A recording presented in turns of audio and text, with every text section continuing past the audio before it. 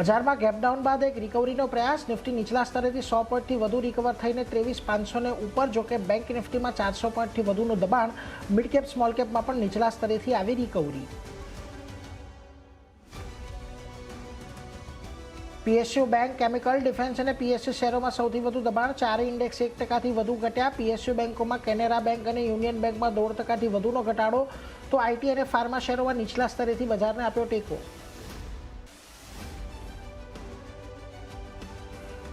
ડોલરની સામે રૂપિયાની નબળી શરૂઆત. રૂપિયો 33 પૈસા નબળો થઈ 96.53 પ્રતિ ડોલરની સામે 96.86 પ્રતિ ડોલર પર ખુલ્યો. એક મહિનામાં આશરે 4 રૂપિયા નબળો થયો રૂપિયો. કોમોડિટીઝમાં ઘટાડાને કારણે હિન્ઝિંક અને હિન્દ કોપરના ભાવ ઘટ્યા, જ્યારે સોનામાં ઘટાડાને કારણે મુથ્થુટમાં પણ ઘટાડો. જેફરીસના બુલિશ રિપોર્ટથી ઝાયડસ લાઇફમાં 6%ની તેજી. કંપનીના બાયબેકને બોર્ડની મળી મંજૂરી. ટેન્ડર રૂટ દ્વારા 95.65 લાખ શેર્સ બાયબેક અને બોર્ડે આપી મંજૂરી. તો મેનેજમેન્ટની કમેન્ટરી અનુસાર FY27માં હાઈ ટીન રેવન્યુ ગ્રોથની અપેક્ષા.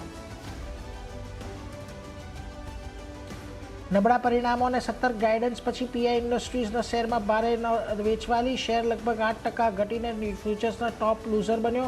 અપેક્ષા કરતાં નબળા ક્વાર્ટર પછી બીપીસીએલમાં પણ ઘટાડો, જ્યારે ઝી એન્ટરટેઇનમેન્ટમાં 6%નો ઘટાડો. જોકે નોવેલિસના પરિણામ પછી હિન્ડાલ્કો 4% વધી બન્યો ફ્યુચર્સનો ટોપ ગેઇનર. અને આજે પરિણામની દ્રષ્ટિએ મહત્વનો દિવસ. અપોલો હોસ્પિટલ અને ગ્રાસિમના આવશે પરિણામ. અપોલો હોસ્પિટલની 17%, તો નફો 19% વધવાનો આવક. સાથે જ જ્યુબિલન્ટ ફૂડ, સંવર્ધન મધરસન સહિત વાયદાની 4 કંપનીઓના પરિણામ પર પણ રહેશે નજર.